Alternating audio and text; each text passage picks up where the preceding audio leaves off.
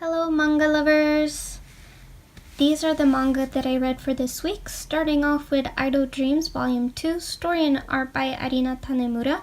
This is about a woman in her 30s that has not found love or anything in her life, so she takes a pill that turns her back into a teenager and she tries out to be an idol.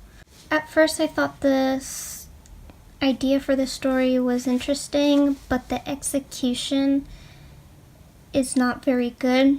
I've read other manga by Arina Tanemura, but they always fall flat for me. And in this particular series, it gets really annoying how everyone around the 30-year-old keeps saying that she's super old, etc. And I don't know if it's a difference in culture, but I don't think she's that old at all.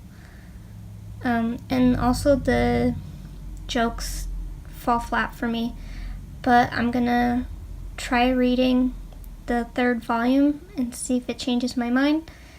I originally picked up this series because volume 1 has such a beautiful cover, but we shall see. Next is Anonymous Noise Volume 3, story and art by Ryoko Fukuyama. I gave this series a shot, but I'm going to drop it. None of the characters resonate with me. I don't find the story engaging. I don't know if it's because it's been a long time since I was in high school, so I just don't really get what's going on with the other characters. And I just in general don't like manga that are about music. But I gave it a shot. But I will be moving on to a different series. Next is Fushigi Yugi, Genbu Kaiden, story and art by Yu Watase, Volume 2. The story is about a girl from the Taisho era who falls into a book that her father translated that has magical powers, and she ends up being the priestess for one of the countries, and she has to find the celestial warriors in order to bring the Genbu god out and make a wish. I used to be a fan of the original Fushigi Yugi when I was a kid, and then going back to it, I ended up not liking it. I found a lot of issues with the story and the characters, but I wanted to give this one a try since the author is older and more experienced. And I do like the main character because she is different and she does fight, but she also just ends up constantly being in trouble and having to be rescued. I also have problems with the pacing. Problems that are brought up in the chapter become resolved by the end of the chapter. Things just seem really rushed, and I don't know, I guess Yu Watase is just not the author for me, but I'm going to give it one more volume a shot before I decide if I'm going to drop the series or not. Next up is Yotsuba and Volume 4 by Kiyohiko Azuma. This series is charming and it just continues to be a nice relaxing read. Next up is Nyankees, Volume 1 by Atsushi Akada. I saw an advertisement for this series on Yen Press's Instagram, so I thought I'd pick it up from the library and see what it's about.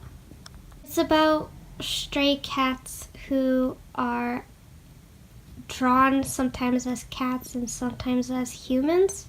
The main cat, Ryusei, here on the cover, walks into a new town and is looking for a particular cat, and he is mobbed by the main cat group and chaos ensues.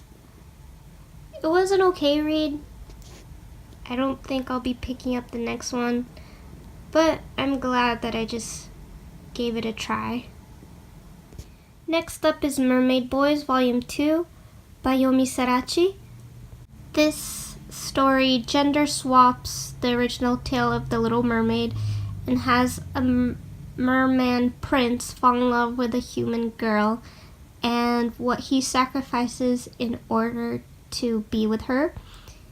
But he only has a certain amount of time to do so, otherwise he will turn into foam.